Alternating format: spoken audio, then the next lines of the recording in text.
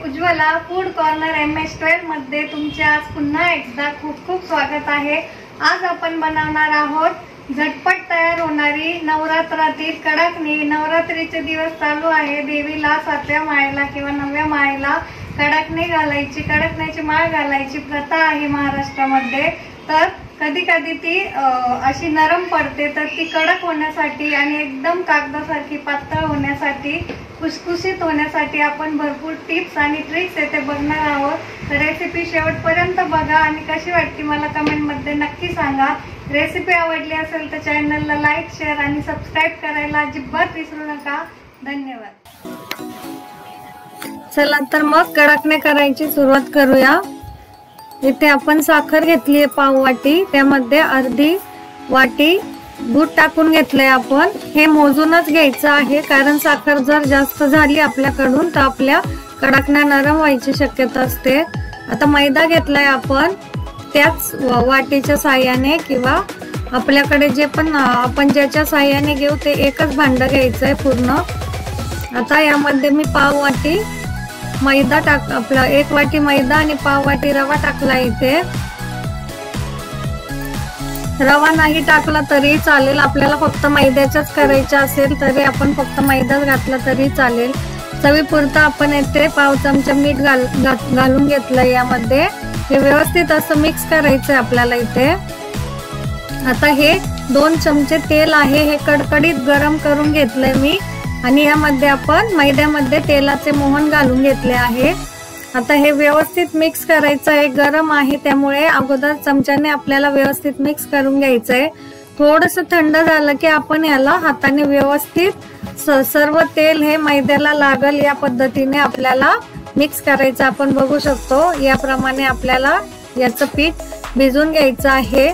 यामध्ये रवा असल्यामुळे रवा जास्त आपलं दूध शोषून घेतो, त्यामुळे हे कडक होतं। दूध थोडं थोडं करून टाकायचं आहे, एकदम टाकायचं नाहीये।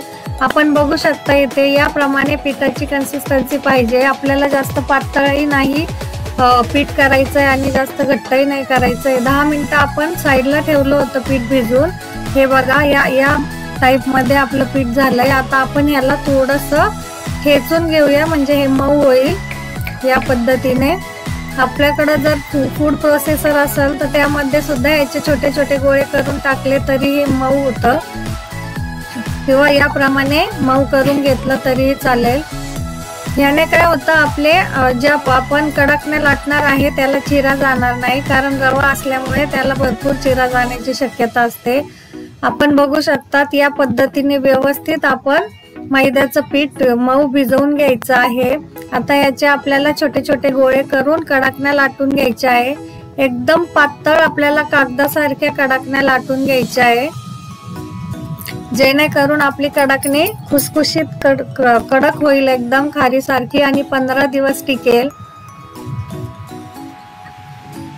ह्याला आपण व्यवस्थित मळल्यामुळे मला खाली याला मैदा किंवा पिठी घेण्याची गरज पडत नाही। आपण बघू शकता इथे खाली अजिबात चिकटत नाही। हे व्यवस्थित असं पातळ मळून घ्यायचं आहे, जेवढं शक्य असेल आपल्याला तेवढं हे पातळ करायचं आहे।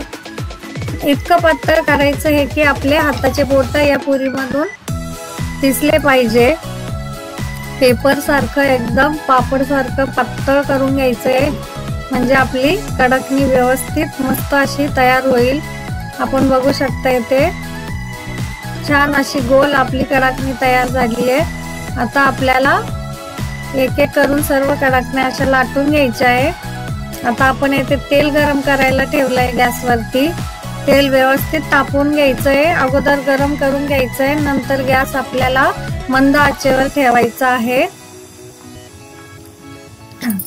व्यवस्थित अशा कडाकण्या आपल्याला सावकाश तळून घ्यायच्या आहे, गॅस जास्त फुल ठेवायचा नाहीये, नाही तर कडाकण्या जळण्याची शक्यता असते। इथे फार पटकन होते आणि देवीला 7व्या माळीला 9व्या माळीला कडाकण्याची माळ घालण्याची प्रथा पूर्ण महाराष्ट्रात आहे व खाण्यासाठी फार छान टेस्ट लागते त्याची। मस्त अशा खुसखुशीत होतात या पद्धतीने, पण याच मापाने सर्व साहित्य घ्यायचे। माप जर कमी जास्त झालं तर आपल्या कडाकण्या मऊ पडण्याची शक्यता असते, त्यामुळे प्रत्येक माप हे मोजून घ्या। हे बघा आपल्या कडकण्या बनवून तयार आहे। मस्त अशा खुसखुशीत कडक कडकण्या आपल्या तयार झाल्या करून नक्की ट्राय करा आणि कशा झाल्या कमेंट मध्ये मला नक्की सांगा। आवडल्या असतील तर चॅनलला लाईक शेअर आणि सबस्क्राईब करायला अजिबात विसरू नका। धन्यवाद।